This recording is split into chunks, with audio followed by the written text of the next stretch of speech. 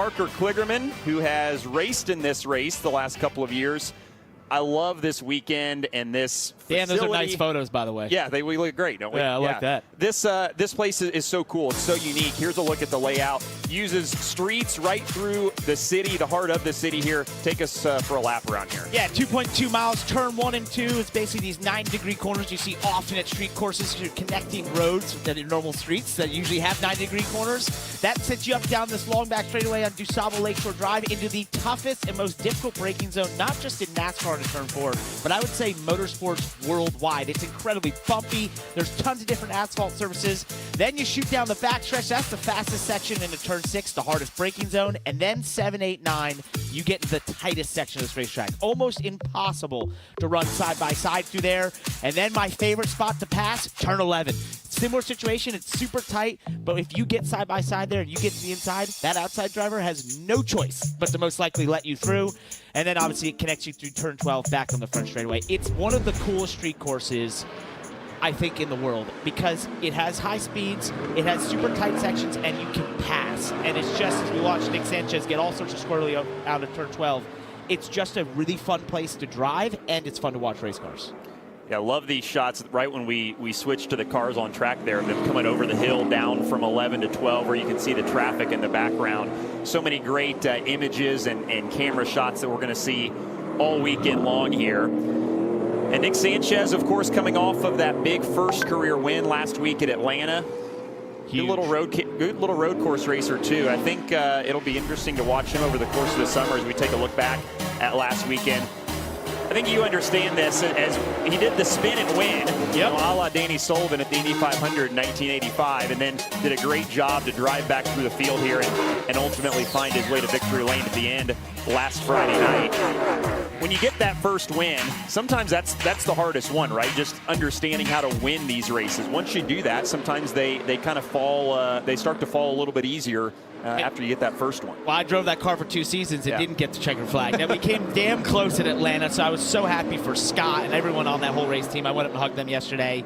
You know, big day for Nick, though. You know, if you look for him and his career, did the similar thing in trucks, and that unlocked, you know, a lot of confidence. And I just think it's huge for a young driver to get that first win. It proves to so many of the doubters and the position that this team was in points-wise. You know, they were getting into a precarious position in terms of making the playoffs. There's a lot of pressure because when you get into a ride like that at Big Machine Racing, the first goal is to get in the playoffs. Everything else is secondary because you want to go run for a championship. They were in a tough position, so getting that win now sort of unlocks him to be able to be more aggressive. You know, that just, I think, plus the confidence is a great place to be.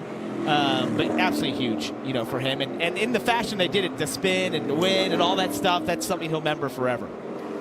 Well, as everybody hits the racetrack for this all-swim 50-minute practice session, we'll go down to pit road and say good morning to Kim Kuhn. Hi, Kimmy.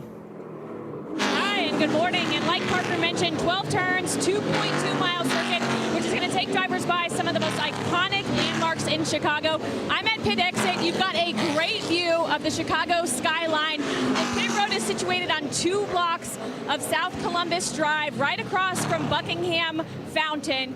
And here's the thing, almost a third of the drivers in the field, this is brand new for them. Of those dozen drivers that are making their first Xfinity Series start at Chicago, only Harrison Burton has ever seen the place before, having made 2 Cup starts. We do have a yellow flag for the 42. But what's the agenda for these teams? A lot of crew chiefs said they wanted their drivers to only go 85% because this is a one-day show. They didn't want to be thrashing to do a backup. The other thing, which you're seeing now, they said because there's so many new faces in the field that have not seen this course, the proclivity for yellow flags and even red flags in this practice, yes, 50 minutes seems like a lot. It's high, though, the possibility of yellow, so get your laps in early as we're already seeing trouble on the racetrack. Proclivity. That's a big word. That was a massive word for this early in the morning. That's a big Scrabble word there. This is unfortunate. Anthony Alfredo here, possible fluid on the track. You see it behind him there. Oh, yeah. Nope, that is not good. And for this team, you know, these are such opportunity races for young motorsports, and Anthony is so good at these road courses, and a driver can make up so much for their equipment in some of these road course races. When you look at this, you know, if you look at Mexico, this same car, they had a braking issue. He went into the wall. They had to repair that car. I mean, I couldn't believe they repaired it and got it into the race. This is just not how he wanted to start the day. Let's hear what he said on the radio. got smoke in the cockpit. I got smoke in here. I don't know what it is coming to you. Oil pressure, temperature, everything looks good. 42, stop. We have to stop. We have to stop right where we're at. Stop.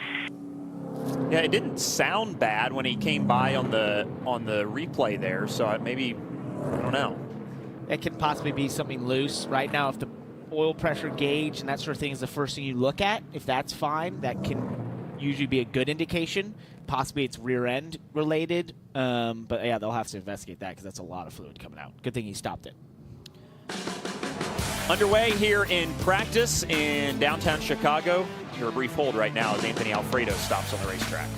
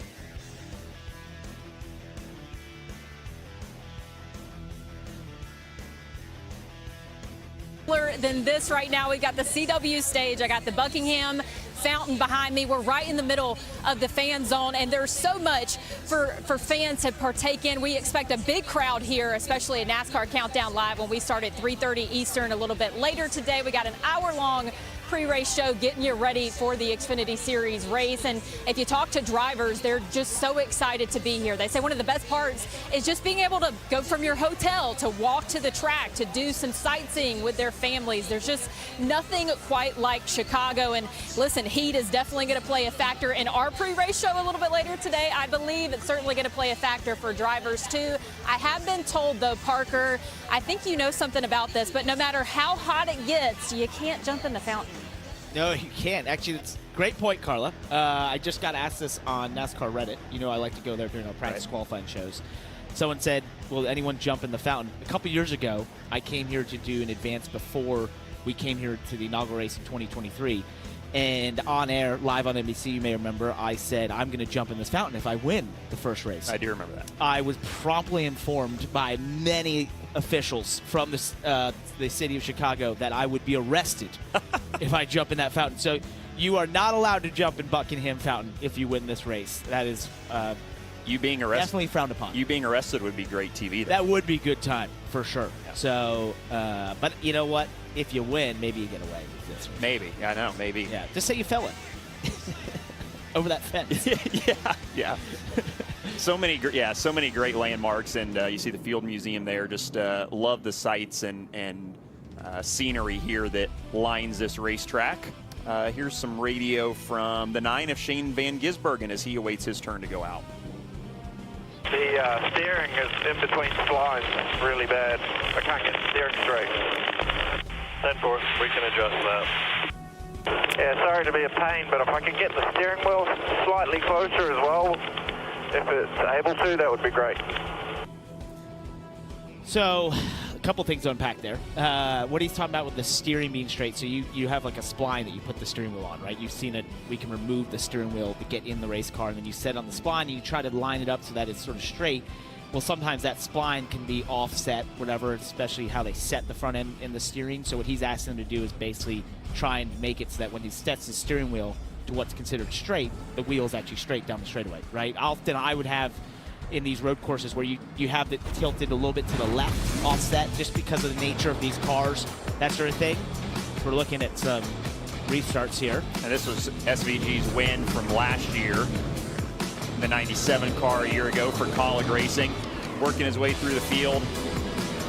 So many great battles. Battle with Kyle Larson early in the race was about as good as it gets. I tried to follow him, by the way. Yes. Through here. You see me there in fourth. I try like hell to keep up with him. He's just really damn fast. And then, you know, the wheel part that he also mentioned was trying to get the wheel closer to him. That's a bigger job. They'll have to do that after practice, probably before qualifying or after qualifying, to move that. And NASCAR will usually let you do that under sort of a safety protocol because they'll have to loosen a lot of bolts on the steering column for that. Because, you know, remember, this is his first time at Junior Motorsports. Right. He hasn't sat in these cars or driven them. And a lot of times when you see it, you set everything statically at the shop. And you're like, yeah, that's exactly what I wanted. You get in the car and you do half a lap and you're like, now this isn't correct, right? So that's what he's going through. But Shane is, I know everyone's heard, it's listening here and watching with us, how good he is, but at this place specifically, he has so much experience in the supercars, Australian supercars, of running on street courses, which they do predominantly over there. And what you notice, what I found last year after looking at qualifying, was what he does so well is he is actually, in certain areas, his min speed point, where he basically gets the car to its slowest point, is earlier than all of us. And we'll talk about that more as we go along today.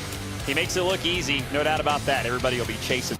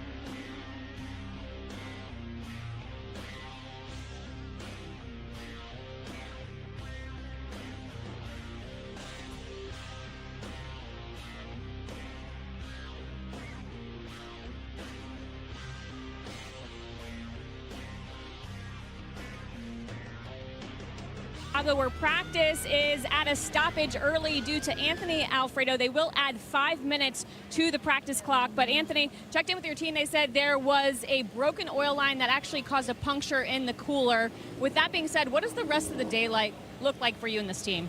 Oh, it's going to be horrible. This is probably the worst track to have no practice or qualifying at.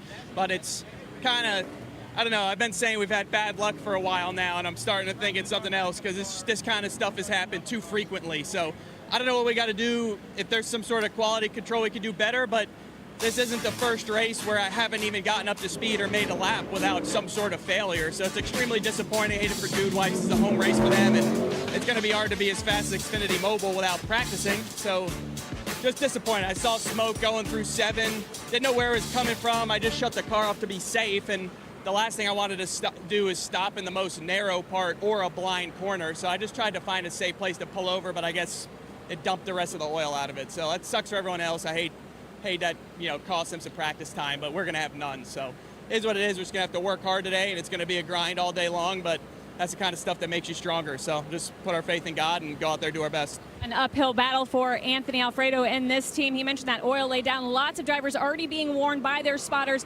Tons of speedy dry on the course, and to watch out when they go back green.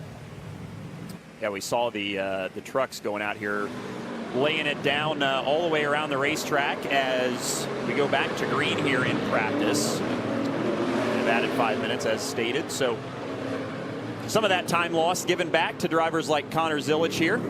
God, those Red Bull cars look good. Great. I just want to, talk quickly about what Anthony was saying there. In the Xfinity Series, some of these smaller teams, when you look at this schedule, 33 races, we get this foot cam. That's kind of fun on the left side. What you see from the smaller teams is they can have outsized results, but where they really struggle is when parts start late in the season, start to get used too often. They don't have the quality control in terms of knowing how much mileage is on those parts. That's when we see failures. And then what he's talking about there, which is preparation, that's also hard for these teams. They're trying to go week to week, prepare these cars that are very hand-built by the people at those shops. And, they're at a deficit already in terms of the amount of people. And then you just think about the schedule and how grueling it is doing that, having to prepare these cars by hand every week.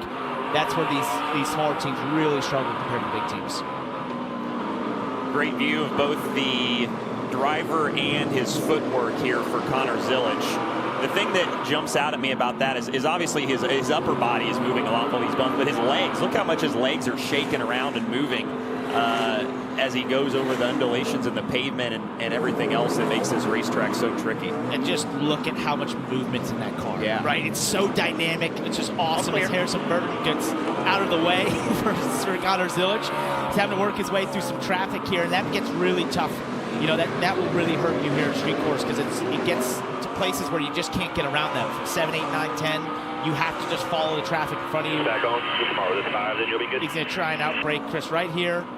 Thinks about it, thinks, that's probably an optimistic move. We'll let him go, and he'll probably try to make that here into 2 or into 4. But the other thing that's interesting about this place is you got to be comfortable with all that movement in the car, right? And it's going to do that. As you head down here, DuSable Lakeshore Drive, this is about 140 miles an hour. To this point right now, you have to brake and lift before you even see this, and see how the car's moving around so much. Look at his hands. That is the toughest braking zone in motorsports worldwide. I guarantee you there's nothing like it in terms of the amount of bumps, the amount of asphalt changes, which means grip level changes. So you have to do a ton of adjusting on the brake as you go through there.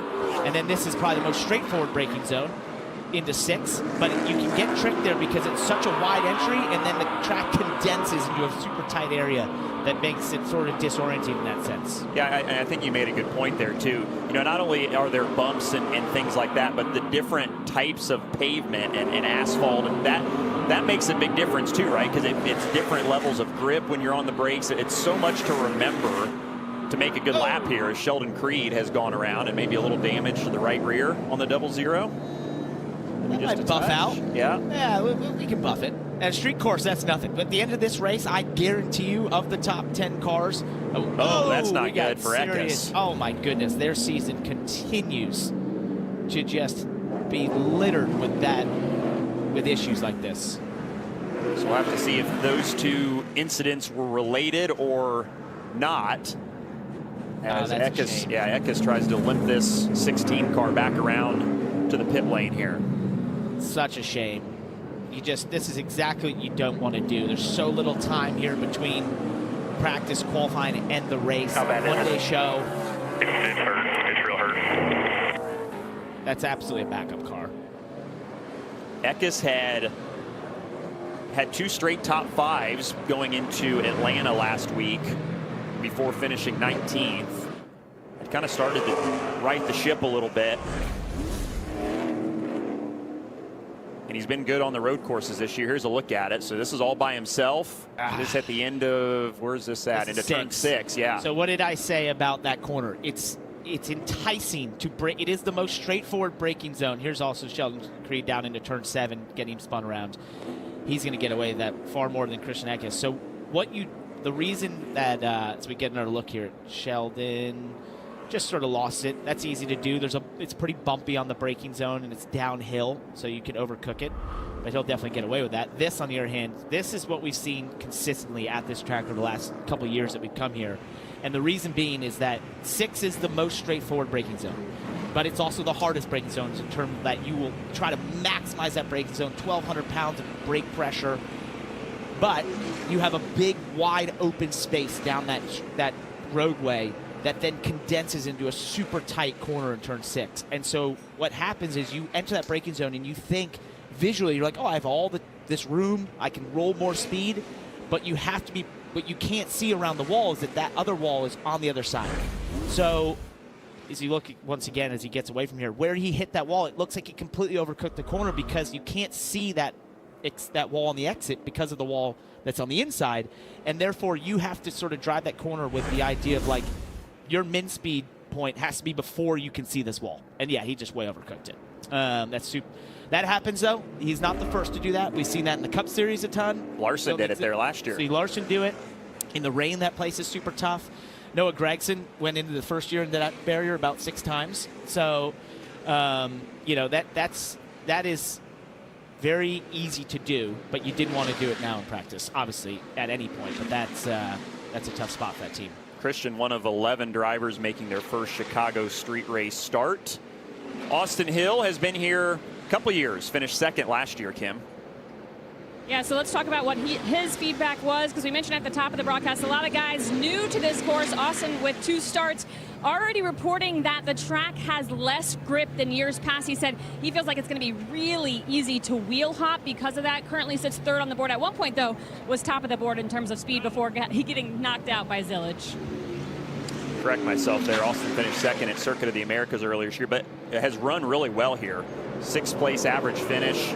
Gets around here.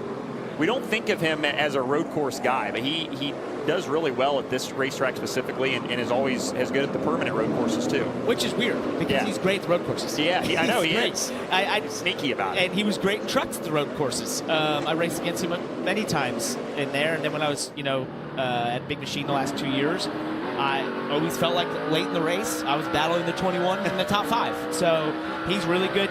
Christian Eckes also, as we mentioned, 2 top 5s this year on the road courses. That's been sort of the bright spot for him. And now this is going to really set them back. I can tell him, though, last year I had to start the back because we had to change an engine. I got to 10th by the end of stage 1. So it's possible to recover. Here's SVG, Shane Van Gisbergen. The kind of reverse livery here of Connor Zillage with the Red Bull logos on the back of his car. These Red Bull cars look so good. Yeah. I don't know what it is about Red Bull, but when they put that on a race car, maybe it's nostalgic for me, whatever, but they look so good. As we watch the 9 make his first couple of laps at speed, let's go back to Kim and hear from Christian Eckes. Yeah, the team efforting, repairing that car. Christian, walk us through what happened. Yeah, I don't know if that wheel hopper got loose, but wrecked it. So, yeah, just dumb. I mean, it was lap 1 in practice for us, and I was just pushing way too hard. So, yeah, I'm an idiot. A very disappointed Christian Eckes as, again, the team efforting what they're going to need to do to put that car back on track. Well, being hard on himself, but you can understand the disappointment and frustration. As you said, been a tough year for those guys on the 16. And I think they, to your point, Parker, they kind of view these road courses now as a legitimate opportunity to run well as good as they've been this year. So going to be an uphill battle for the 16 later on today. And they've kind of turned things around a little bit as of late and have made a serious headway in the playoff cut line. They're now 51 points out going into this, which was better than being, I think, at one point almost 80 points out. Right. So they've made serious headway and started to turn things around. But, I just think there's a lot of people in this sport and in this garage who looked at what Christian Eckes did in the truck series the last couple of years, looked at the, where college racing has been with AJ in that 16 car the last couple of years and thought that's a championship contender. That's someone that could come in here and win multiple races in this season, maybe be the best rookie of all. I actually last fall picked him possibly as the champion. And, I think he came in here with those level of expectations. He's in that ride because of those expectations, and they obviously have just not had any sort of luck or, had this season go the way they wanted. The good thing for them and for him is similar to Nick Sanchez last week. One win can change everything. Yeah. And that can seriously help your season. Here's Connor Mosack in the SS Greenlight number 14 this weekend. I think if you are looking for a sleeper pick, this is a guy you want to look at. Finished 6th here a year ago driving for Junior Motorsports. Has qualified in the top 4 in both of his starts here the last 2 years. I think he is a good little road course racer, and I think he's going to be a contender today. Definitely, he's really quick on the road courses. Has a lot of experience. This car often is driven predominantly by. Oh boy! Yeah, that's really easy to do as well. That's turn 4 braking zone, which I said is so tough because it's just the bumpiest, crazy experience you'll go through in a race car. And then talk about condensing. It gets super tight there from 4 to 5, and it loses a lot of grip. The track actually is off cambered when you go through 4 into 5, as we have Chris Wright in the wall here. Which portion of the track are we at? We don't have enough identification. There's turn 2. Oh, well, it's written on the wall for us. It is. I know. I noticed that earlier when You're on here. Get it back to us when you can. Going to work his way back into traffic here. Come down that little short straightaway. They're out of turn number 1. Got another car. No. That's Taylor Gray spun around, and he's got some damage. Really big damage. What we saw Connor Mosack almost do, he did accomplish here. Well, Kim's report from the top of the show was pretty fortuitous. We have had several guys that don't have experience here that are finding the limit early on in this practice session. Here's a look at Chris Wright. Yeah, that corner, you think you want to throw a bunch of speed at it, but you got to remember you're going on to the second longest straightaway of the track, and you actually want it. What SVG does so well is he backs that corner way up, and you actually want to attack that corner entirely different. Here's from Taylor Gray. Chris Wright right in front of him there, spins. And Taylor almost got sucked into doing the same thing. He was referencing off Chris, and Chris just, that's way overcooking the corner. Now he's going to go down here into turn 4. Ooh, that's a late break. You're going to start to hear wheel hop. Yep, of course. And then once you've done that, you're toast, because the grip level decreases as you go through that braking zone, and you can see it there as you look back at the track. The track is off camber, so you're losing grip. You're losing the natural direction of the pavement, and once that wheel hop starts in an already really bumpy section, you're along for the ride. Well, it has been eventful this morning. Couple crashes, couple spins. Everybody feeling it out in Chicago.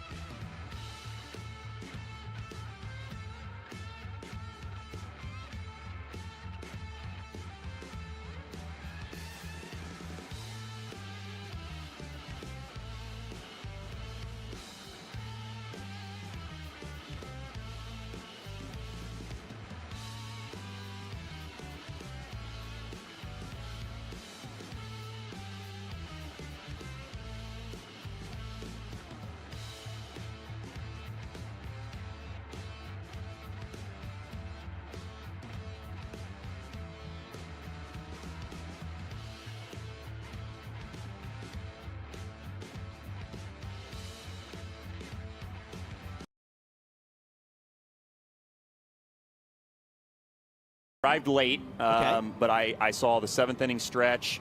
I saw like 4 home runs in 5 minutes. It was awesome. Great place. No July 4th glizzy at the ball. No July 4th glizzy at the do you friendly love America confines. Or what? I know. I was too late. That's true. It was last call. I didn't have Right. didn't have enough No, time I to mean, get anything. yeah. So they're shutting everything down. Part time. I know. Carla, let's check in with you. Where are you at now? Yeah, I'm still at the CW stage next to the Buckingham Fountain, but want to talk a little bit more about Sam Mayer. Of course, he's a driver that's known for his road course skills and says he loves coming to Chicago for this street course race. Talked a lot about the aggression from year 1 to year 2, how much that picked up for drivers just because they were more familiar with the track. He said he expects that to be even more so the case in year 3. He also said this might be a race where you kind of risk your finish to win. Mentioned last year being up front in the mix, but he spun with 2 to go. He said it's just that type of race where you might take it to the edge a little more because the hunger to win is a little more, Kim. Yeah, and we had Taylor Gray come down pit road after that incident. He hopped out of the car. I thought I was going to have the opportunity to talk to him. He got back in the car. You're seeing him there because he's driving back to the garage. Talk with the team. It sounds like they will be efforting a backup car. The damage didn't look that severe, but they definitely saw something that was not going to work.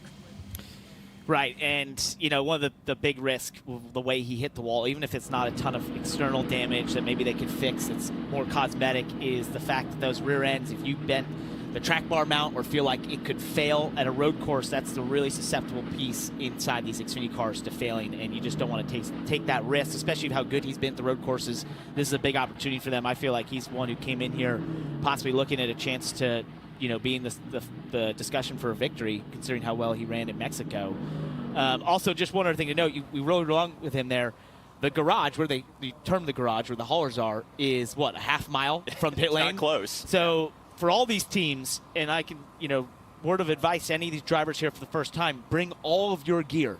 Bring all your backup gear, everything you need out to pit lane, because if in the event you need a backup helmet or something, it's going to be 10 minutes till you get it. So if you have to send one of your crew guys, and they're going to run as fast as they can, but it's going to take a while. Getting a look at the 7 of Justin Allgaier. Let's listen in on their team communication.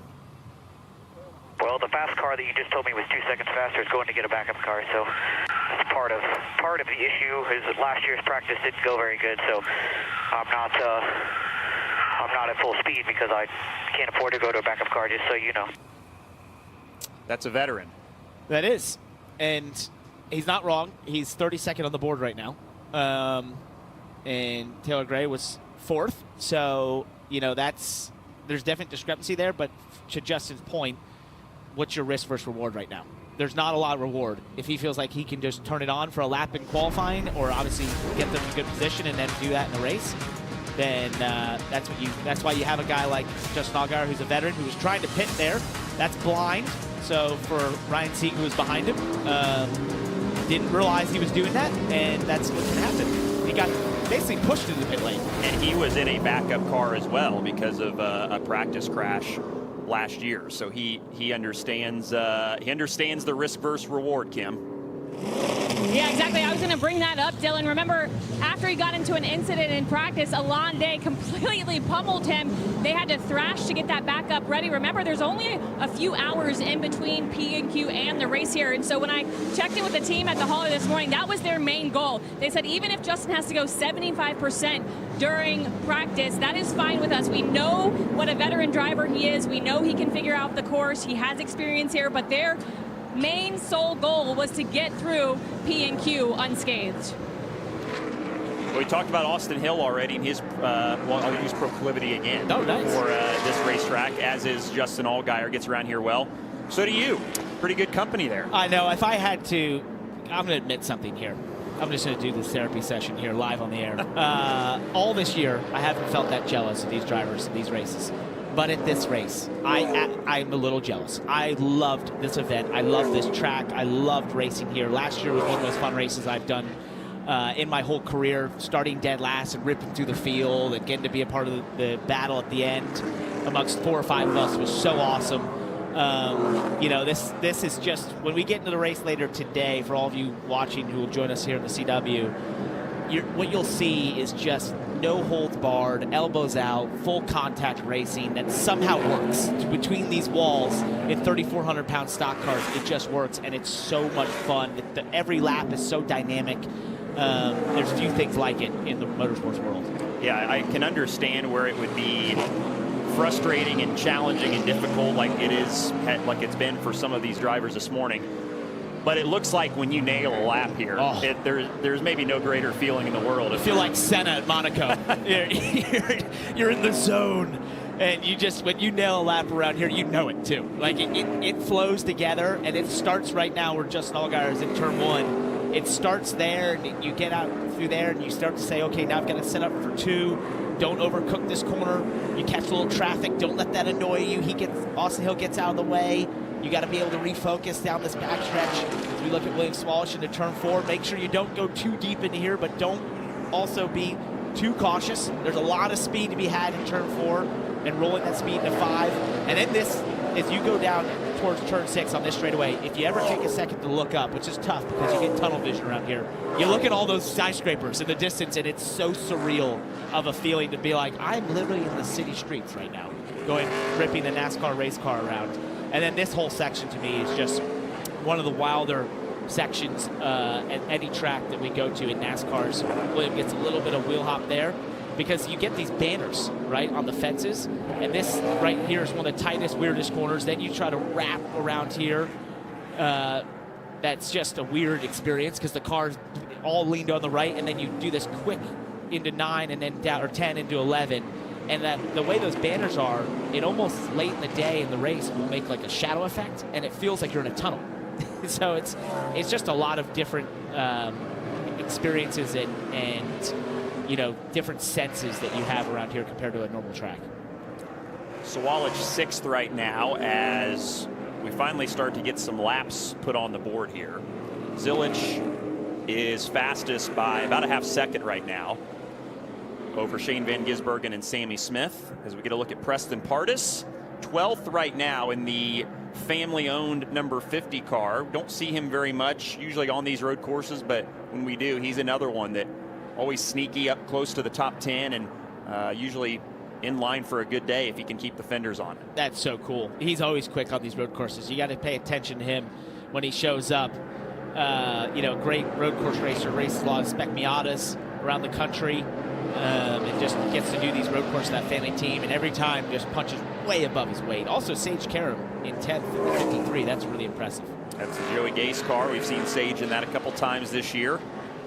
Here's Brendan Poole, the 44. Can't miss this race car. The toxic waste sour candies machine this weekend.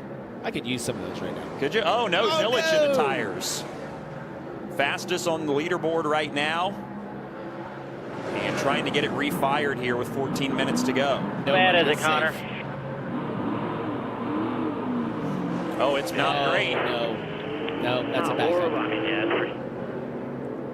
thing. That's turn 2. And, that's similar to what we saw Chris Wright did. When we get to the replay here, we'll see is that most likely overcooked it. They're trying to roll speed, and it's just that corner entices you to do something that you can't do, Kim. Yeah, and he did add after on the radio that the rear brakes locked up on that incident. It is worth noting it's Connor's first time here at this racetrack. Didn't race it last year, so as good as he is, still plenty to learn for him. P1 by over half a second right now, and this is how you go fast as you push it. Oh yeah, and you can see the rear hopping. Oh, just there's certain, for whatever reason around this track, there are corners that just seem to visually trick you into thinking you can carry more speed than you can. On board with the 88. And that's, if I hear the wheel hop there. One of the things you can be doing in the car is adjusting your brake bias. A lot of guys will run a lever, which allows you to do that quicker. Instead of having to turn a knob, you'll have a lever that can sort of remove rear braking or add to it, which is something I used a lot. A lot of drivers do that. You'll change throughout the lap. Don't know what happened, I'm sorry. But yeah, just wheel hopped. We've seen the replay. Cargo, we can fix it. That's the 88 team communication as Zilic tries to limp it back to the pits and follows his teammate Shane Van Gisbergen into the pit lane. 6 different cars to have a issue in this eventful practice session for the Xfinity Series. Zilic still fastest though.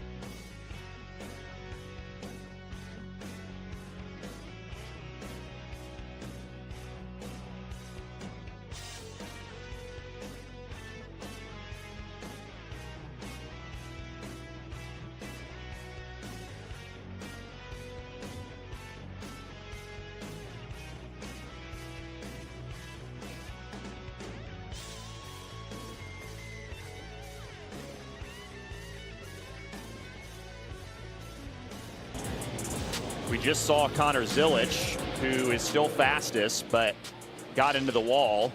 You can see the frustration and disappointment for the driver of the 88. Here's Sage Karam, back of the screen there, just coming off of that corner. The green car. That's out of 5. I hope there you are in second gear there, up to third. That could be a shift or potentially just something failed in that motor. But that is around the zone that you shift. Worth noting, we'll have to find out. And worth noting, we're still under green too. So NASCAR not deeming any sort of fluid or anything coming down out of that race car. Here's a good sign. This was the car we saw have problems at the very start of practice. Anthony Alfredo back out on the racetrack. So heard maybe it was a line that had come loose underneath the hood of that 42 car. Got it fixed, and good to get some laps here in the final minutes of practice. That's great. Get the chance to qualify. They can keep it clean here. Just needs to be smart, right, with what they've had as a setback to start off. It's, you know, I mentioned at the top of the show, this is just a big opportunity for Anthony Alfredo and this Young Motorsports team because he can do a lot at a place like this. Keeping a car clean through the day almost guarantees, oh, don't do that. We'll wheel hop down into 7. He had actually an awkward line there. It wasn't fully to the left. I know it probably doesn't feel good in the car, but I like being able to hear the tires squeal and everything. Oh, yeah. This racetrack, it just is such a sensory experience watching a lap around here. And it's just so dynamic. You can see the cars move around, and we feel that in there, and that's what makes it so fun. At least for me, it was just that, you know, you just feel like you're wrangling this beast around the city streets that absolutely doesn't want to do anything you're asking to do, and you somehow make it work. And it's just such a cool experience. One thing we should dive into just quickly, you know, some of the issues we've seen is, and Austin Hill mentioned this at the top of the show, Kim mentioned, Austin said this, is that, you know, he sounded like there was less grip. Remember, these street courses are city streets, obviously, that for predominant 99.9% of the time are run on by cars and trucks and things that are dropping oil and fluids and that sort of stuff. And you even if you came here and did a grip test a week ago, it could be different after what's happened the last couple days on this racetrack. So it changes all the time, and it's going to continue to gain grip as you lay rubber. And therefore, a lot of these drivers who were in sims all week in the last couple of weeks, that was built off the race, which has rubber, they're going to get here in those first laps and realize there's way less grip to start off, Kim.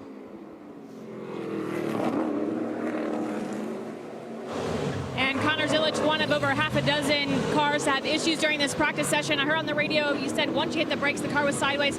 How much of the incident was maybe asking too much of the car on this course?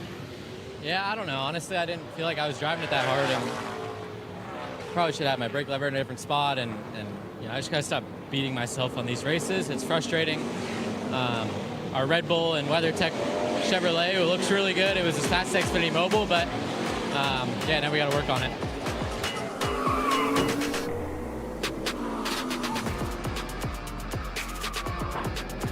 Well, and you can understand his frustration every time we come to one of these road course races. The 88 car is the favorite without a doubt, and certainly knows that it's going to be a more challenging day for them now. It does sound like, as he said, they're going to try to fix that car, so not going to go to a backup. But either way, obviously not the car that he had before the incident. He mentioned the lever, like we said. That's not the right position. You got to remember to move that thing to corner by corner. Final 5 minutes of practice from Chicago coming up.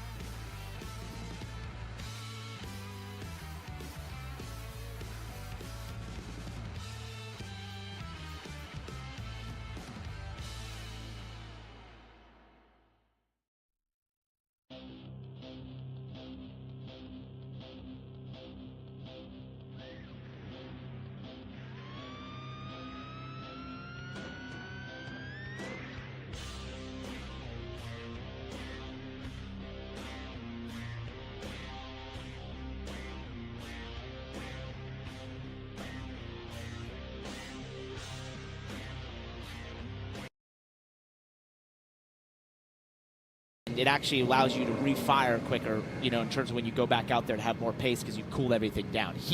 Getting rid of heat is the toughest part of an Xfinity car on a road course. That's what we fight the most in these cars. Well, the car will not run very well with that attached to it still. No, you're not supposed to leave that there. No.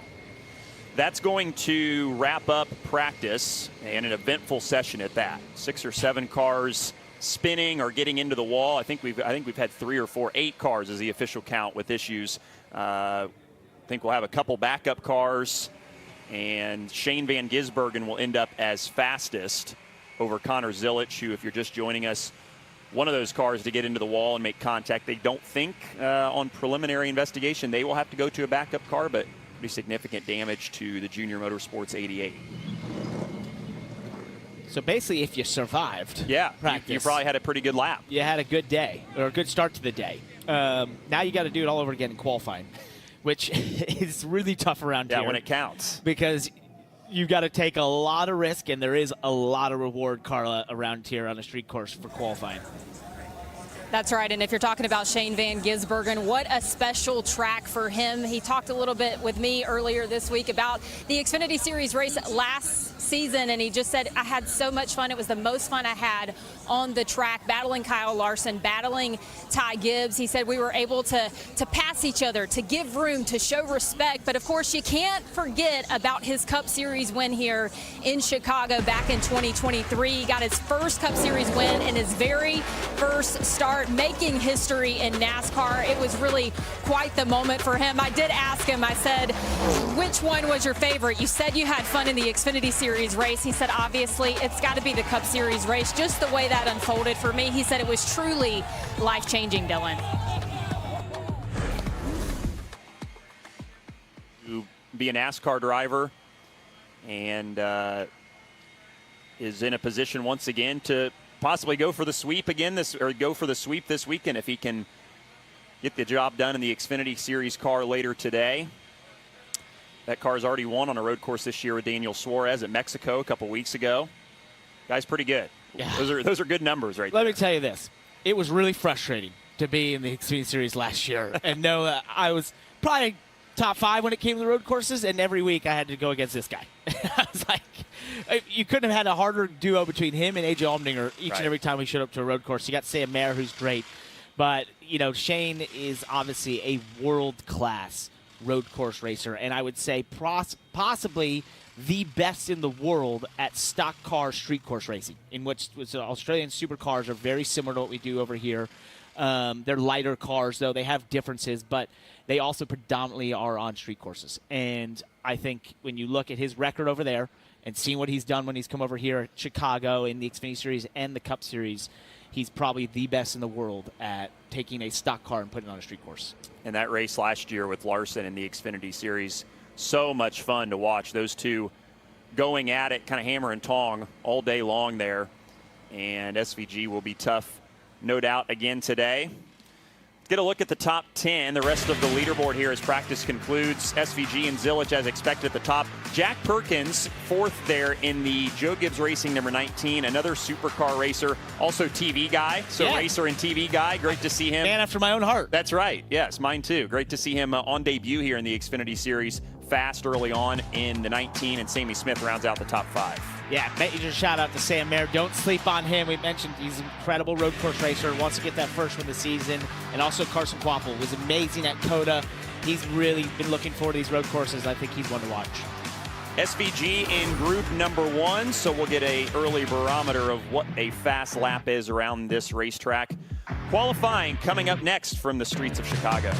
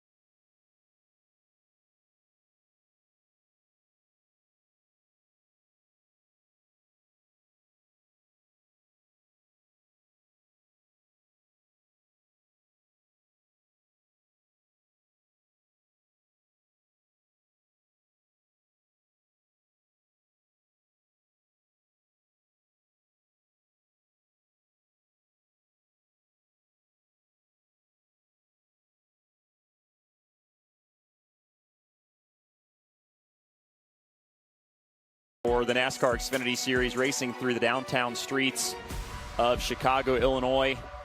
So many great visuals and great on-track action in each of the last couple of years that this race has been contested, and certainly don't expect it to be anything different today. As we await the first group of qualifying, practice has concluded, and Shane Van Gisbergen was fastest, and he's with Kim. Yeah, no surprise, Dylan, that SVG is top of the board at the end of practice. Third year here, though. A lot of drivers talking about some differences they've seen in terms of grip level. What's your big takeaway from year 3 at Chicago? It's just crazy, this Xfinity Series. I miss these cars. They're really fun to drive. The JRM car is pretty different to what I had last year. So just getting used to it. But, yeah, that was just red flags everywhere. So I was just trying to get as many laps as I could and get up to speed. But yeah, stoked. The Red Bull WeatherTech Chevy is really good. And as my PR girl Peyton wanted me to say, it's as fast as Xfinity Mobile. But yeah, looking forward to qualifying. I'm kind of still driving well within myself because we don't have points. I really need to get a lap down and couldn't afford to have an accident. So we'll get in the race and have a crack this afternoon. It was interesting because last year Larson kind of felt like you were toying with them. Is that a fair assessment that you're kind of holding back when you're out there? No way. I'm flat out in the race last year, but his car was really good on the short runs. I was good on the long runs last year, but I got to sit up this year, and it feels really nice. So hopefully we're good in the race too. Best of luck. Thank you. This poor PR girl right now is just shaking her head like, what? You didn't have to shout me out, Jade. My God, that was awesome. But I also, I want to be stated, I was calling these Red Bull cars earlier. Cooper McNeil, dad founded WeatherTech, reached out to me to say these are WeatherTech Red Bull cars. And we want to give a shout out to anyone who supports race cars in this sport. Thank you, WeatherTech, for supporting some great drivers like Shane Van Gisbergen and Connor Zilich. And working with Red Bull to make these beautiful Red Bull WeatherTech cars, which are super cool. Yeah, they do both look good. And there's the guy that won last week, Nick Sanchez at Atlanta. And a great weekend for him, finally getting that first career win. We are thankful the rain and storms have moved out, and with 10 races to go to the playoffs, there's a whole lot on the line. Now trouble, Sanchez, sideways down the front stretch. The Truck Series race in 2023, it reminded me of that. I mean, I went through the same part of the racetrack, and I finished second. It's not what you want to do, right? I mean, the spin was my fault, so it's still kind of embarrassing. Look at Sanchez here. Cleared right here. He slide up in front of me. I would. There you go. I think the hardest part was getting control of the race from the 19. Once I got that, I felt pretty confident. I feel like clean air was our friend, and once we were able to control the lanes, and I feel like it was our race. Wow, the whole group went with him. Look at that. We've had the speed. We've had the speed this year. We've struggled to put it together. You know, Charlotte, I think we finished third. That was solid. To get this out of the way feels like a weight lifted off my shoulder. Nick Sanchez, who hangs on for his first career victory. We're so close to the cutoff line. To just lock ourselves in and really turn the page to the playoffs is huge. Well, and every time I've talked to Nick the last couple of weeks, he's talked about just wanting to put complete races together, and feels like when he does that, that car is certainly capable of getting the job done, and they did it last week, and the fun continued once he got here to Chicago. You're out the first pitch at the White Sox game. What a week. On Sunday. Pretty awesome. Yeah, for it's sure. really cool. Get your first win, and he mentioned it, the weight off his shoulders. It's so massive to lock yourselves in the playoffs and the pressure that removes. Sanchez will give it a go in qualifying. Up next here from Chicago.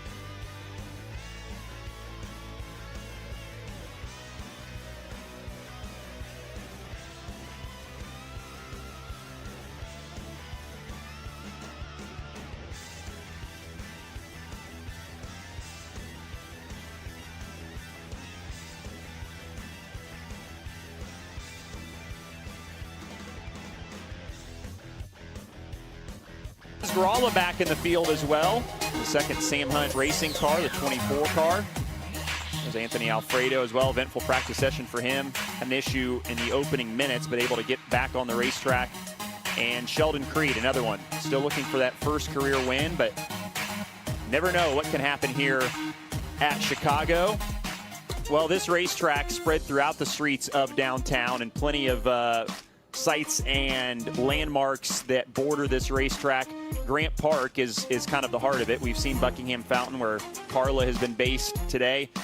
We finally saw the Bean. We're right across from that, where we're staying. I had no idea. Weekend. Yep, that's pretty cool. Here's the home of the Chicago Bears, Soldier Field. So many great sporting attractions and venues, legendary here in the Chicago area, as well as the Shed Aquarium and the Adler Planetarium. So there's something for everybody here. That's where I want to go. I do too. Yep. I'd love to actually be able to check out some of these places sometime if we have time. I love space. Do you? Yeah. Big space guy. I love big space guy. So much to do here in Chicago. Such a great city, and so great to be here. And getting ready for qualifying. Let's check in with Kim, who's got another one of the drivers downstairs. Yeah, that would be Sam Mayer. We just saw that bumper with all of the great, cool landmarks in Chicago. When you're on the course, do you catch yourself kind of looking around? It's hard to see everything because they have us enclosed in all these walls that everyone loves to hit, obviously, especially in practice. But, yeah, this place is so cool. It's such a just the atmosphere here is awesome. So being able to race in Chicago is a lot of fun. Being fast in Chicago is even better. Our Audubell Ford Mustang is as fast as Xfinity Mobile. So I'm excited to get qualifying rolling because I think we're ready to lay down a heater. You have 4 road course wins on your career. This is a street course. Is it fair or unfair to think that somebody who's good at road courses should also be good at a street course? Yeah, absolutely. I think the biggest thing is just having that comfort of knowing where to put your car and when to put your car in certain situations. So I told you earlier I want to be more aggressive this year and use my car to put it in better places to get positions, whereas last year I was a little more timid.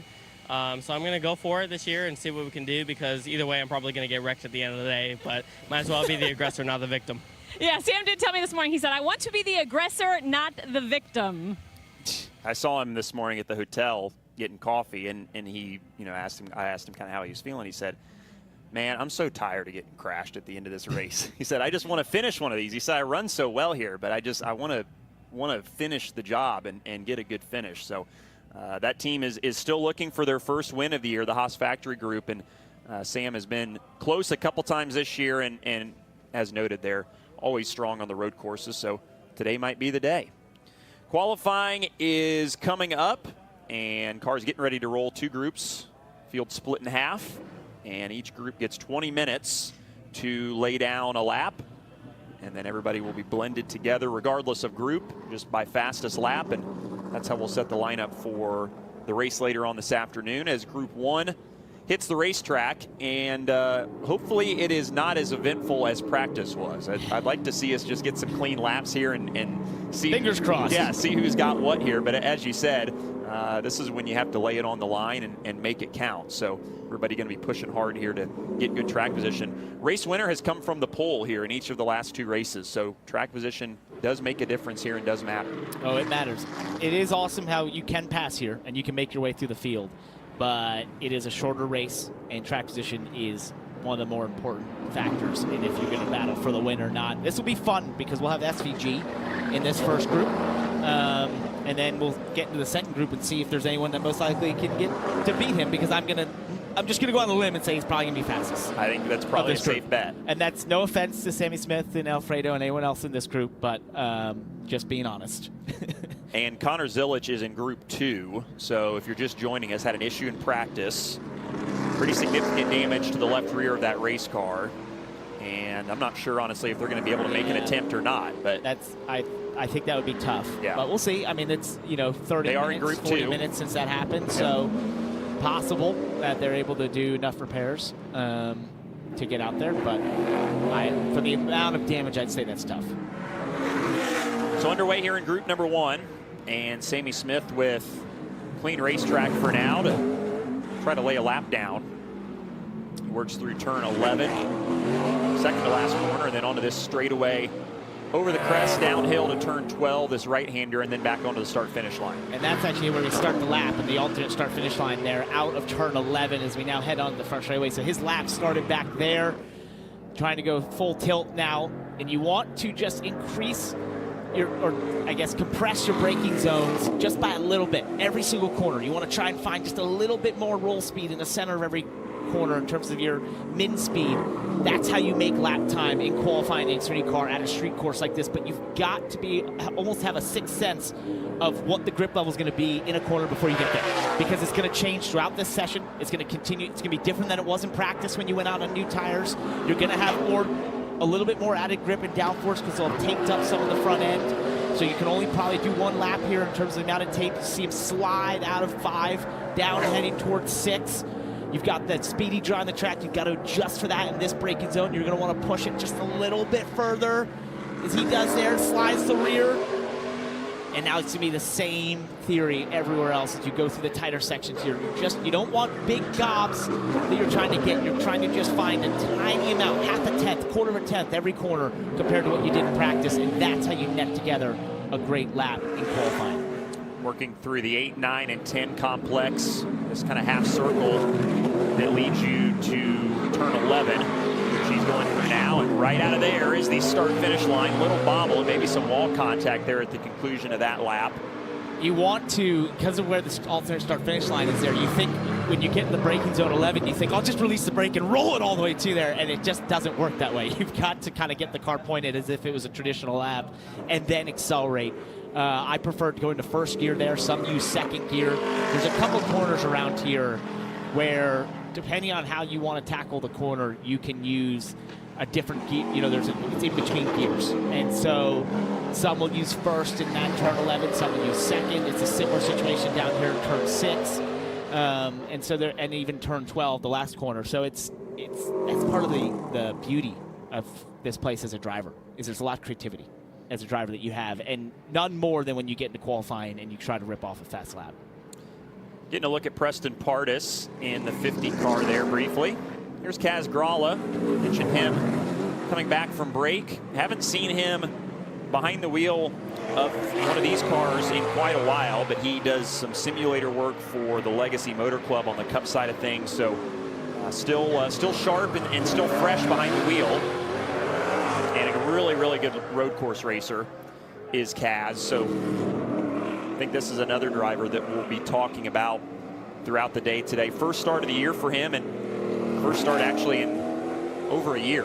Raced at Phoenix at the end of the 2023 season. That was the last time he's been behind the wheel of an Xfinity car on the racetrack. Did a whole season with Sam Hunt that year. He did. And, you know, was definitely competitive at the road courses. There's no doubt about that. Serious road course racer.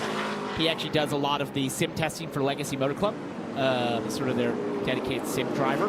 That's what has been his primary gig as of late. And, you know, that's something that obviously has come around in the last couple of years as we hear all the tires squealing there.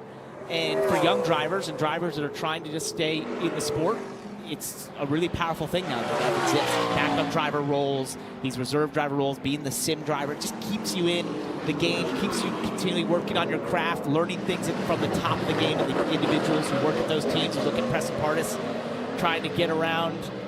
Oh, he didn't like there. that. Yeah, He gave him a one-finger salute there. He didn't appreciate it. He kind of caught him in one of the bad spots. If you're going to catch somebody like that, where you're really trying to carry speed through that 3, 4, 5 complex there, and Pardis was on a lap.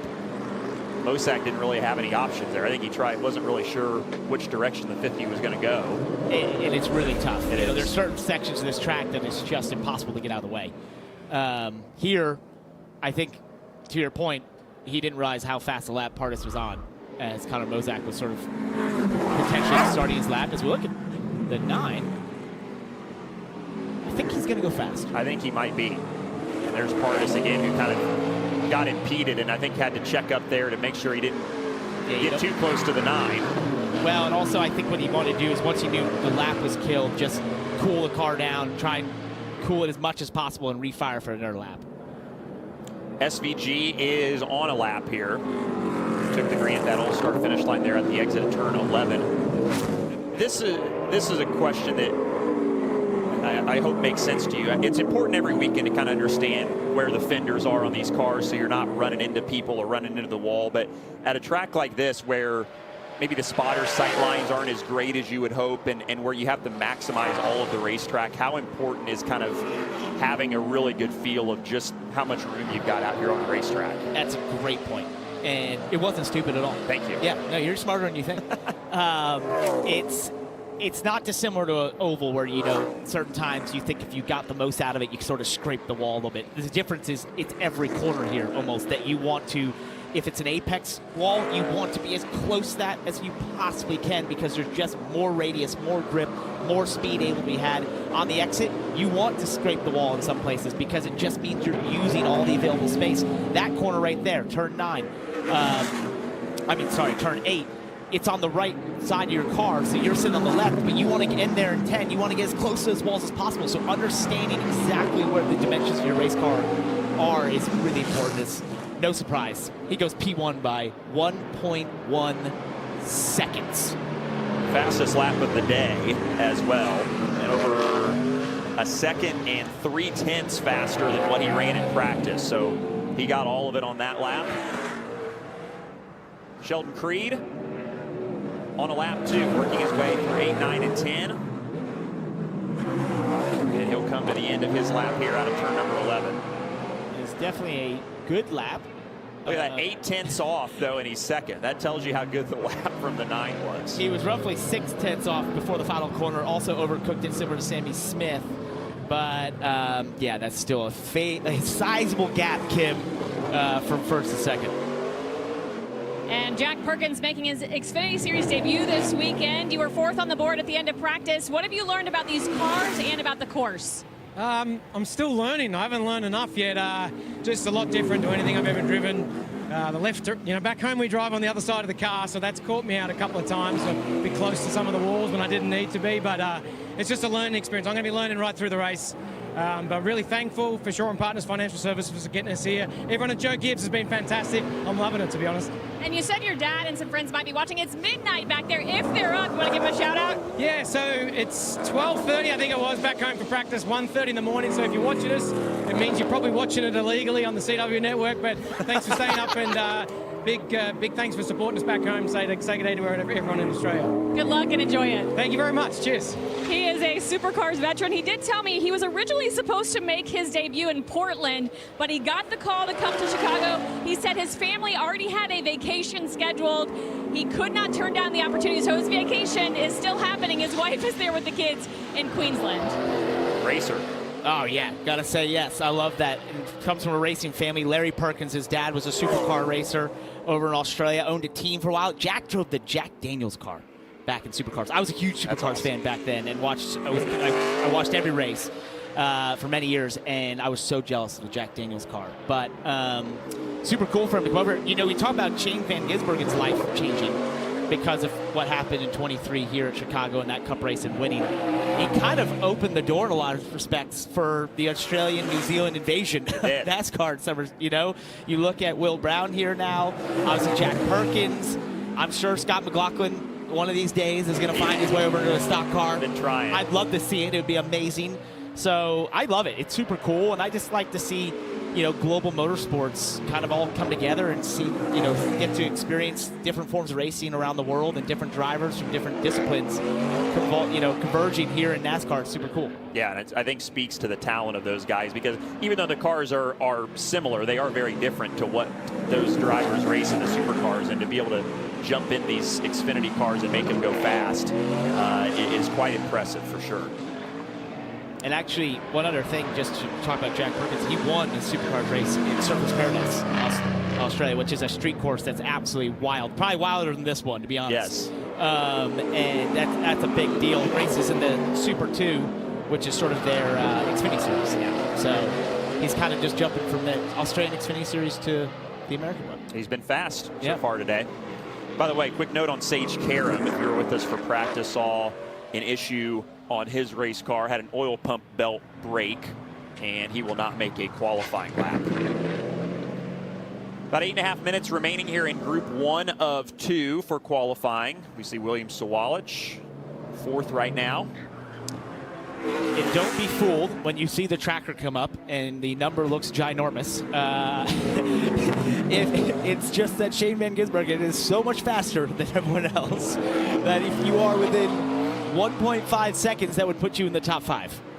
So when you look at our tracker, now 13 seconds is a lot. That's gonna be a lot. That's excessive. But when you see it in the second brackets, which is unusual compared to what we see at the ovals, don't be alarmed. What does he do well that everybody else is still trying to figure out?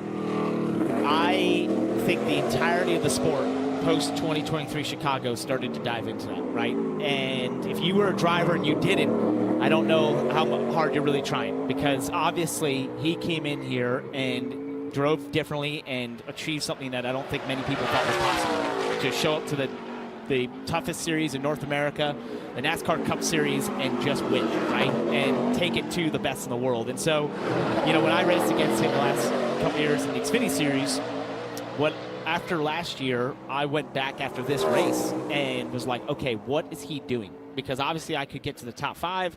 I raced around Larson a lot, but I went to qualifying and I started to dissect it and break down what he was doing in the race car. And what became evident to me is there's 2 things. He's one, super disciplined of where he places his mid-speed point and where he considers the apex of every of these corners, which are corners that we don't usually run into, 90-degree corners where you can't see the exit.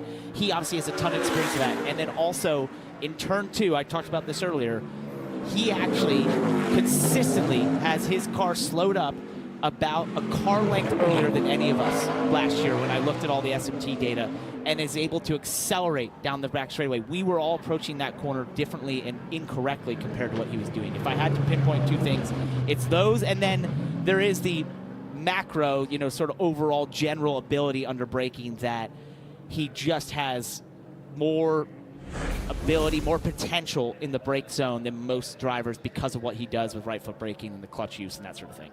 I'm glad we're showing this again of Anthony Alfredo here while you were talking. Sorry, I got really poetic there. Yes, no, but this was some good background entertainment. This lap was quite exciting. The Dude Wipes sponsorship on that car, as we see throughout the course of this year, they're based here in Chicago, so hometown race for that company. Saw the Dude Wipes mascot is here as well. So Anthony wants to have a good weekend. We follow Sammy Smith. This is going to be a problem. Right. At a really bad time. He's going to be livid with that. Yep. And we just talked about it. He got into a section. He was up only 4/10 off Shane Van Gisbergen, which would put him P2 in a major gap over second, and caught Chris Wright in a section that you literally can't even go side by side, really. Yeah. And it just destroyed the lap. And obviously, he let Chris Wright know he didn't appreciate that. I'm not sure what Chris Wright could have done. He was trying to make his way around the track, unless, you know, maybe potentially you could get some info from spotters, but it's also tough for the spotters here. Right. Like, it's just tough for them to see. There's not a lot of these banners on the walls don't help on the fences. That's just the nature of street course racing. He was going to send him to get an Arby's cheeseburger there. So Sammy was on pace to have the second fastest lap in this session. Still slots into 3rd, courtesy of his first lap on the most recent run that he made. But every position matters, so he'll be a little disappointed with that, no doubt. Final few minutes here in this opening group, and Preston Pardis is going to try it again. He's another one that caught traffic at a bad time earlier in this session, and hoping for some clear racetrack here to lay down a lap in, as we said, the family-owned 50. Always good on the road courses. Second start of the year for him. Saw him in action at Circuit of the Americas earlier this year as well. He cooled it down to make another attempt. A lot of slide there. You know, the tire fall off isn't immense here, and these tires will refire to do a fast lap. It's what we find in the race is the pace slows down because of the rubber buildup, because of the heat. The heat soak through these cars is so intense in the race because of being between walls and that sort of thing, especially that back section through 7, 8, 9 where it's super tight. And so the race cars lose potential and they lose speed simply from the heat as he touches the wall on the exit of 5, sorry. And you'll do that all the time. His is a little more aggressive than you want to hit it, but you want to just graze that wall because of the way that the track sort of opens up there. You want to use all of that racetrack. This is a good lap. Yeah, tracking for third in the group right now for Oh, wheel hop. Gets it stopped and pointed. Well done. Game time. Yeah, went up a 10th there to what he was on. Got to get through 8, 9, and 10 well. And then the alt-start finish out of turn 11. Oh, that was really pushing through 10. And trying, oh no, got the wall there too. He was hustling. You could hear that car bouncing all over the place, scraping the wall a little bit. Yeah, he got it. He did get into it there. The left rear has the letters rubbed off a little bit. This will go to 5th, but that was exciting. If we could give an award for the showman sort of award, yes, that would be the lap of the day yet. That was that was getting everything and some. It was absolutely pushing it. Sensational stuff down to 7. Let's take a listen to the 8 radio, who probably was pretty upset. This guy pulled in front of me. Is that going to be better? That was going to be better. It's all good right there. Moron. Absolute moron. Yeah, and you understand the frustration, but as you said, kind of a bad spot for Chris Wright to really do anything. Just that's the unfortunate part of the narrow confines of this racetrack sometimes, is that you catch a guy and you're just sort of stuck. Hey, look, I'm not going to judge Sammy at all. If I was in that position, my radio would have sounded probably worse. So I would have been livid, and I've said it probably many times on these CW broadcasts. But when you're in the car, and you know this, and someone does anything that's against you, you feel like, or impedes your progress, they are the stupidest person in the world, to bar none. It's just every single time. I don't care who it was. Right. If it was your mom in front of you, they'd be the stupidest person in the world. So it's just, that's the nature of this, and especially the street course where it's so tight in this back section. Casgrala going to give it another go here in the final few minutes of Group 1. He's 17th right now. Goes to 16th. As he works out of turn number 12 here, so on another lap here, he's hustling it too. By the way, we talked about a couple of the issues for some of the drivers in practice. 5 cars not going to make a lap here. That includes Connor Zilic, Christian Eckes. He had heavy contact. They'll go to the backup car. Ryan Sieg, already mentioned Sage Karam and Taylor Gray, also all going to sit out this qualifying session. So some good cars with some work to do later on this afternoon as we watch William Sawalich on a good lap here out of turn 1 and 2 and down Lakeshore Drive here. Started really well. He gained a little bit back down this straightaway, so that means he did a really good job off of 2. Don't overcook 4. It's easy to do. Every time they go through there, I hold my breath. Every single time. It is sketchy over there. Just, I felt like every lap I've gone through that set of that braking zone and corner, it's a, I made it. You know, like you just every time think, what, like, is this gonna work? Was that enough speed? Is it too much? It's just such a difficult set of braking zone and corner. And this is a really good lap so far. Still within 4/10 of Shane Van Gisbergen. That would vault him to 2nd. And he'd be 4/10 up on 2nd, which is Sheldon Creed right now if he stays where he's at. So got to navigate a couple more corners here for Sawalich, losing a little bit through this 8, 9, and 10 complex, but still good enough for 2nd right now. One more corner to go. He doesn't overcook turn 11. He'll slot into 3rd. Good lap, though. Really good lap. 99 P3.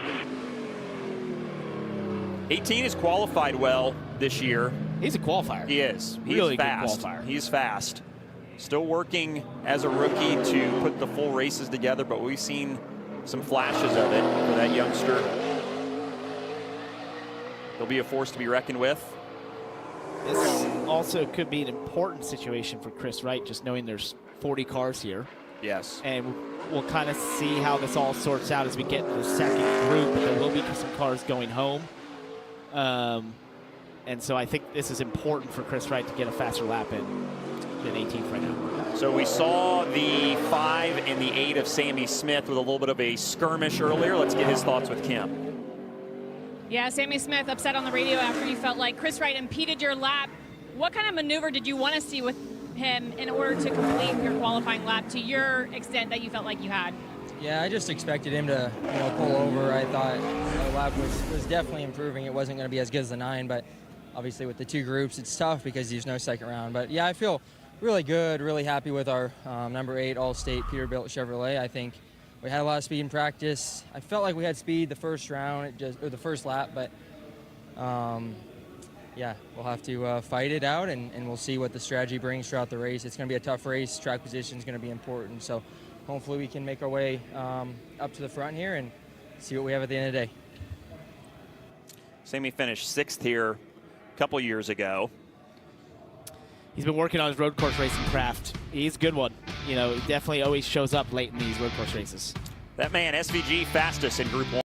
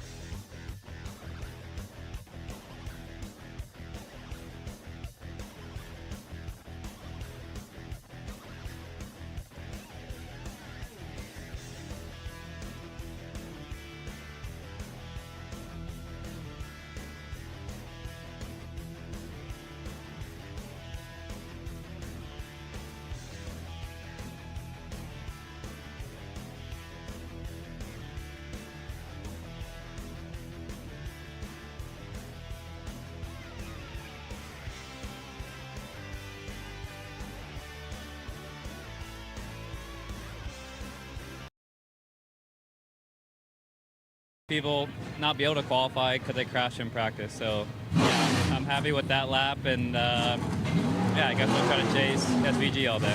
I think we call that cautiously aggressive, guys. That's smart. It is. That's veteran intelligence, good decision making, all those things. Yeah, you got to have a car that that you can race with. Ultimately, that is what's important as Group 2 hits the racetrack. Also, Kim with the wicked fast. She's gotten some fancy words in. New Hampshire? Yes. Well, in awesome. A couple months. Yeah. She's way ahead of us. Here's Carson Quapple for Junior Motorsports. Another rookie who has been impressive on the road courses this year. Contention to win at Circuit of the Americas back in February. Finished 2nd last week on the Super Speedway at Atlanta. And you mentioned him being good on the road courses. I think some of us were surprised. Right. You know, on the outside looking in. And to, emphasize that point, when you talk to Carson Quapple about road course racing, he was surprised. So he didn't have a ton of experience coming into this season. He's now been doing some Trans Am stuff the last year or two, to get more road course experience. But he was tremendous at COTA. It was the biggest competition to Connor Zilic, and was competitive at Mexico as well. And so it's just, I think, has surprised himself and surprised a lot of people. And I think now when I look, top 10 practice, this is a guy that when we come to road courses, you have to say, okay, he could find himself in position to win one of these things very soon. Yeah, it's so interesting who kind of steps up on these road courses. You mentioned Quapple, who has a late model background. There's been dirt racers, guys like Christopher Bell and Larson, who you would think... Chase Briscoe. Yeah, Briscoe. On the Roval in Xfinity. It was just like, where did that come from? Guys you would think would struggle on road courses just because it's so different to what they're used to that somehow find a way to make their cars go well around these racetracks. I got two things off of that. One, good race car drivers are just good race car drivers. And two, good stock car drivers are good stock car drivers. And if you can make a stock car go fast in one place, you probably can do it somewhere else. And just a reminder, as we see Quapple on the clock and working his way through turn 5, his teammate, Connor Zilic, not going to make a lap here due to an issue in practice. Wall contact in turn 2. So Zilic will start at the back today. And a reminder, as you look at the tracker on the right, 1.1 seconds would still put you in the top 3, or top 4, sorry. Off of SVG. So as we look at Quapple and Mayor's on a good lap. Don't be alarmed if those numbers grow at time. It's just, once again, shame is that fast. Mayor was the car just up the road here from the 2 of Jesse Love, and getting faster on the back half of his lap. Oh, Quapple sideways hustling through these final couple of corners. There he goes, and here's Sam Mayer. Still about 0.6 off of the pole lap set by SVG, and Mayer goes to second. Road course ace that we've come to expect this kind of run from him on these type of racetracks. And he slots into the outside of the front row right now. I can tell you when he gets the information of what that lap was compared to SVG, it's the most alarming feeling in the world to say you're P2, 7/10 back. Yeah, that's not a small margin. That's not a small margin at all. And what's wild is, when we heard Austin Hill reported feeling like there was less grip around here compared to last year, we're potentially seeing that in the lap times. SVG last year was a 29.4 in qualifying. Now that would have been a second round, and this year at a 30.0. So about, 0.6 or so slower than what we had last year. Jack Perkins in the Joe Gibbs Racing 19 goes to 7th. His 4th fastest in practice, so good day going for him so far. On debut here in the Xfinity Series. And I'm sure he wanted sort of a banker lap, and then he'll want to cool that thing down and if they'll let him do another attempt. He'll, for someone like Jack Perkins who's learning these cars, coming over from Australia, the more time you can spend in the car on track is better. So to do an early lap, potentially a banker lap, and then cool it down and see if you can even improve on that is a great way to tackle this. Yeah, and having some time to sit and think through it yourself as a driver too is helpful for Jack, certainly. Here's Dean Thompson, the other Sam Hunt Racing car, the full-time number 26. This is 8, 9, and 10 that he's going through. And he'll wind down his lap at the exit of turn 11 here at the Alton start-finish line. And I love that shot with all the traffic in the background. I always think about what those people in their street cars think when they see these cars come flying around here. It has to be a sight. Definitely. And when you're walking down the street and you hear them. Yes. It's so wild. And there's that shot there, the train that goes by, and I'll never forget the iconic moment late in that race in 23 with Shane Van Gisbergen leading. The sun is set, basically it's dark, nighttime, you can see the street lights illuminating it, and the train goes by behind it. It's got to be one of the most iconic moments in modern-day NASCAR history. A couple more cars in this second group working their way up to speed. Austin Hill and Jeb Burton behind him. I tell you, Jeb is putting some confidence that Austin is not going to make a mistake here.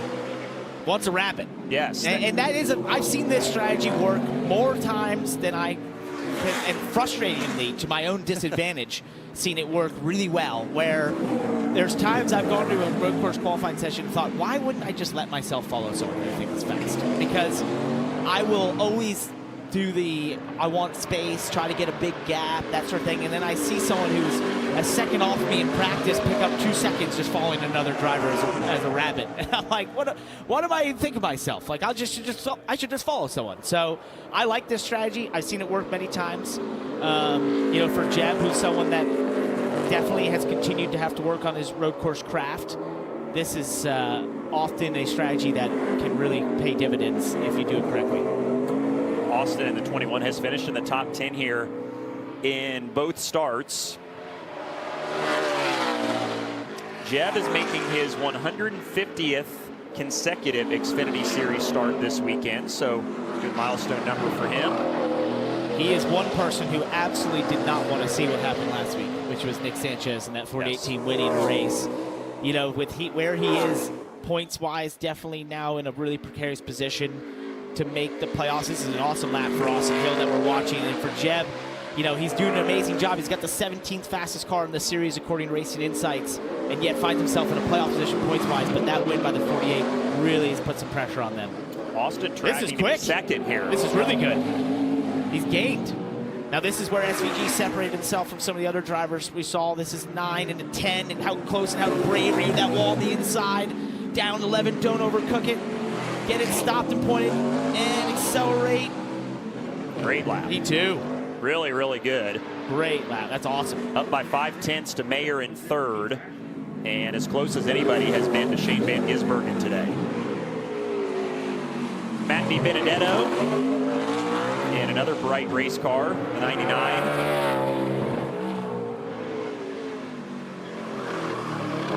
About 12 minutes remaining here in Group 2.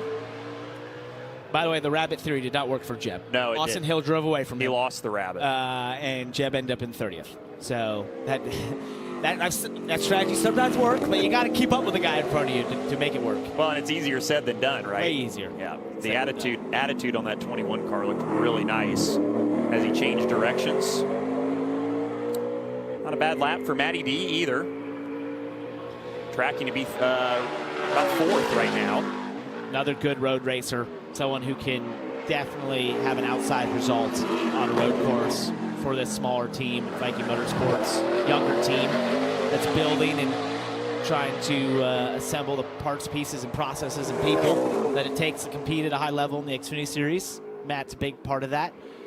But this sort of race, you know, I mentioned it earlier with Anthony Alfredo.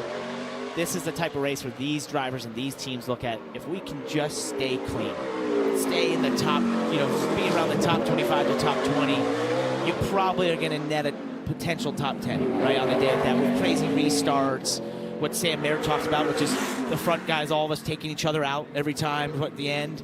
You know, that's where you pick up the pieces and go, oh, we had a top 10. That was a great day for us. Or there's the opportunity with stages occasionally, if you don't flip them, to get some great stage points. So it's just really big potential for these smaller teams.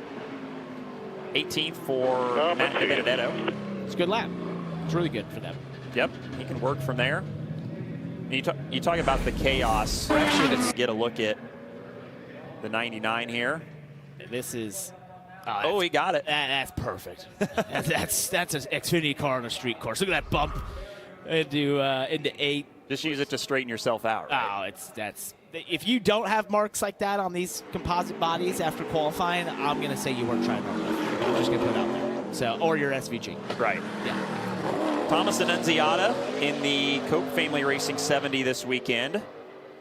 Winner up at Lime Rock last week in the Arkham and Art Series. That was very cool. Had an incident in the beginning of the race. Had to drive back through.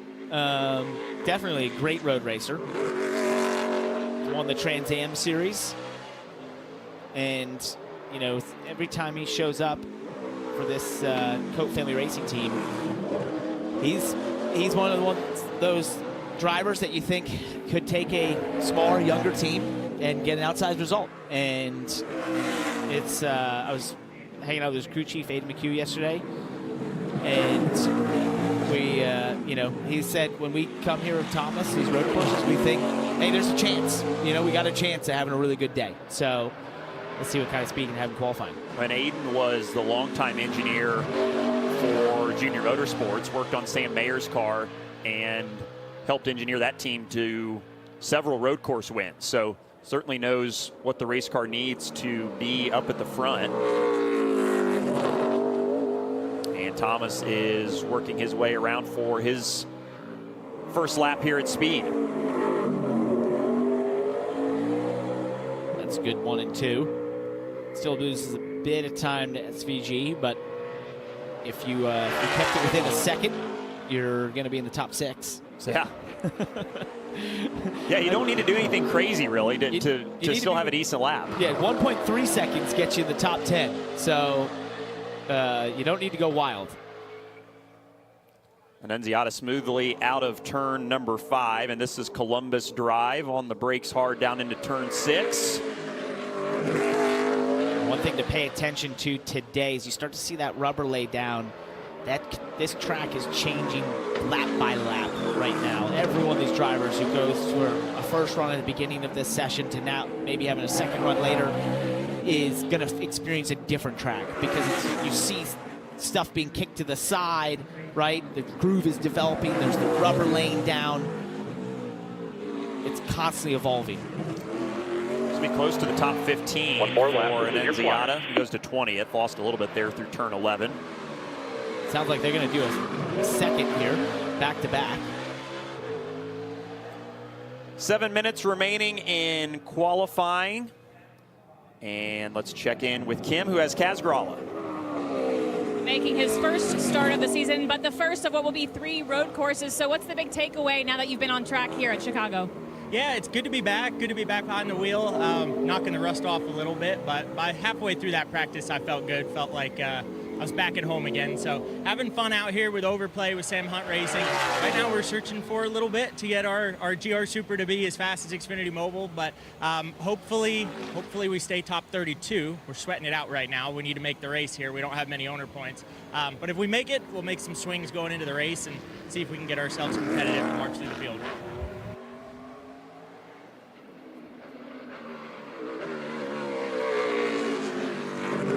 Not sure this is an improvement so far. It is a little bit. Well, it's just comparing to where he was at this point in the lap before. Yeah, he did lose some time. Second half, that was perfect right That's there. using it all right there. Now it's getting a little sloppy. The thing about a fast qualifying lap on a road course in an Xfinity car is you want to hustle. Which we, hang on. Oh, we got in between gears there. He did a good job to not knock the fence down. Not junk it, yeah. that is for sure. Yeah, that was going to be an improvement there. Yes. He was going to be probably well inside the top 15 with that lap. Pushing hard, though, in the final few minutes here. Carson Kvapil, currently 12th. He's going to go out for another run. Yeah, what happened to Thomas there is sometimes what you'll do through that section is from second to first. If you start to hop the rear or lock the rears, it can bounce out of the gear, and that's what happened. He ended up in between gears in the neutral of the gearbox, and then didn't have the acceleration on that. That's what Suarez says happened to him too at Mexico City, right? Yes. In his practice crash. So easy to do. Definitely. These things are really manual. Like when we say manual gearboxes, like I used to have to work out my right arm for how hard it was to shift these gearboxes sometimes, especially as you get later in the race and they're sort of beat up. It's really easy to miss a shift because not only are they the way they're designed to be good and to create performance, they're really tough to shift. They're easy to knock out of gear and they're really easy to break. So you got to be super positive with your shifts in these cars, and it gets harder and harder, especially as you get more tired. And especially here, you're bouncing around so much anyways. Kvapil maybe is going to gain a spot or two with this run. Or not. He'll go faster, but still stays in the 12th spot. Yeah, it's sort of that last sort of overcooked the final corner. You see a lot of drivers just go with the theory of, if I just throw a bunch of speed into turn 11, I'll just get to the all-start finish line quicker. But you gotta remember to tackle it like a traditional lap, because we're seeing a lot of drivers get in trouble trying to do that strategy. Here's Lil Gator, Justin Allgaier. On on pace to be about 4th right now. Yeah, and he'll take that 5th for Allgaier. He'll be very happy about that. Good job, buddy.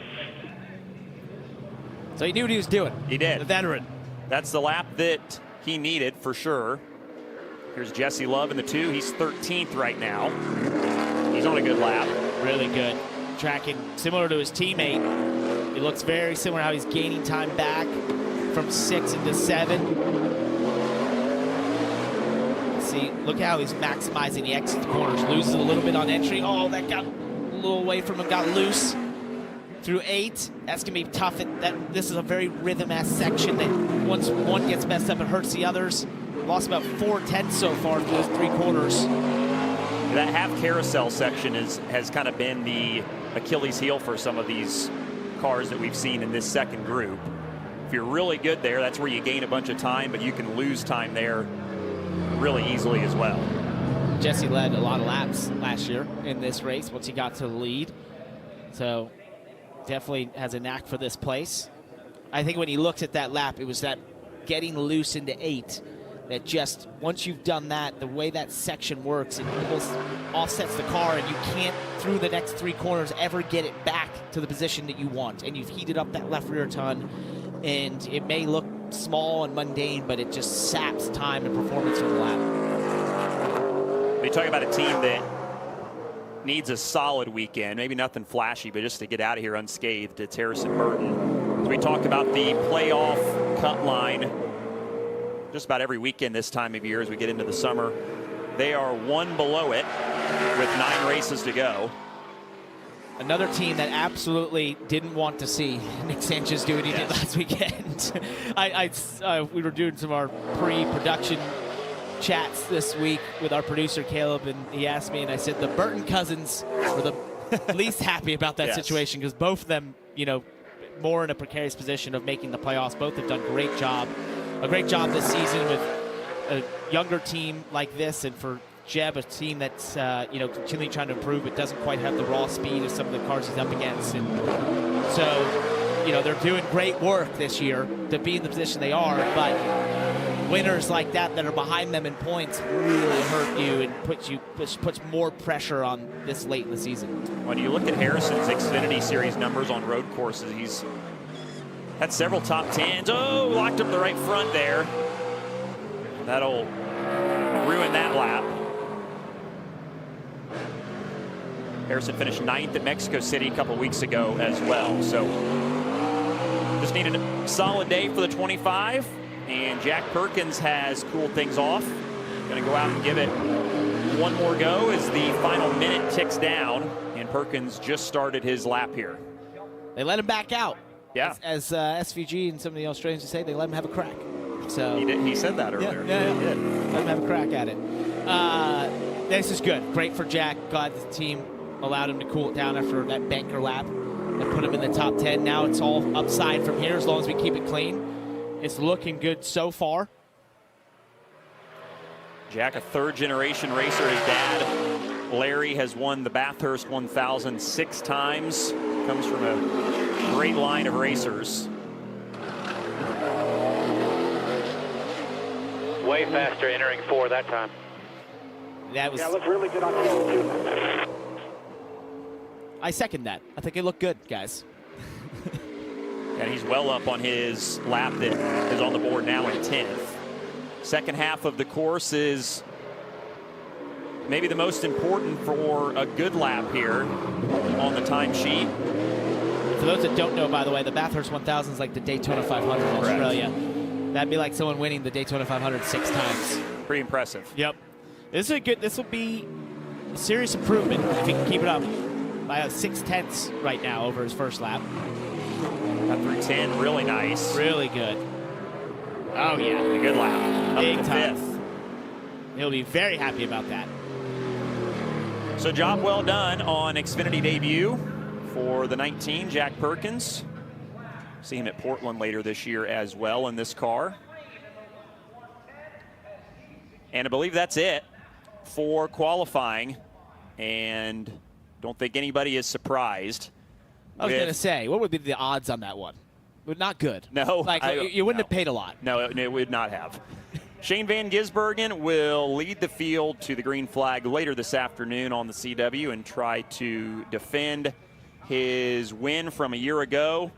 A couple cars loaded up and not going to make the show. Chris Wright and Sage Karam in the 53, who had a mechanical issue and did not make a lap. Here's how we will roll them off later this afternoon. SVG and Austin Hill on the front row with the Haas factory team sweep of row 2. And they love each other so much after that. That's right. Incident, right? Yes. Big no fans. love lost between those two. Big fans of each other. Good qualifying run for Preston Pardis in row number 6. Connor Mozak on row 8. That's a great run for that 14 car. Big day. Could be a big day for them. Second half of the field, Daniel Dye and Brennan Poole in row 11. Brad Perez makes the field. Awesome to see him here. Saw Andre Castro there at the bottom of the screen in the Joey Gase 35 car late ad, so good to have him in the field. And the back 4 rows, that's how they'll start with Connor Zilich there inside of row 18. Let's go down to Kim. Yeah, I don't think anybody's surprised that Shane Van Gisbergen got the pole for today's race. What's the biggest challenge, though, this afternoon if you want to keep that spot when we get to the checkered flag? Oh, anything can happen in these races. But yeah, thank you to Red Bull. WeatherTech car was amazing. Pretty conservative still. We just had to lay down a banker to make sure we're in the race. So surprised to be on pole. But yeah, just goes to show how fast the JRM cars are. So looking forward to the race and now the Cup car. See how we go. All right, it's a double duty weekend for SVG. I like his chances there too. Yeah, you know I do for some reason. I don't know. There's just something about him. Pretty good. And unbelievable. Yeah, pretty impressive, but no surprise for sure. He will be tough to deal with this afternoon for everybody, and his 4th career pole in his 34th Xfinity Series start. Okay, real quick, before we go off air, these drivers that are coming from the back of the field, there's several of them. What's the most important thing they have to do to just stay clean today? Go like hell. Okay. Literally, when the cars are compressed early on in the race, that's the easiest, best time to make big passes. You got to be aggressive from the drop of the green flag because you can get gobs of positions early on, and then it's going to become a slog of 1 by 1, maybe a helpful caution, and you can get to the top 10. I proved it last year. Connor Zilich, you can do it. You did. Short race today, so the intensity level will be high from the drop of the green flag here on the streets of Chicago. We've already seen an exciting morning of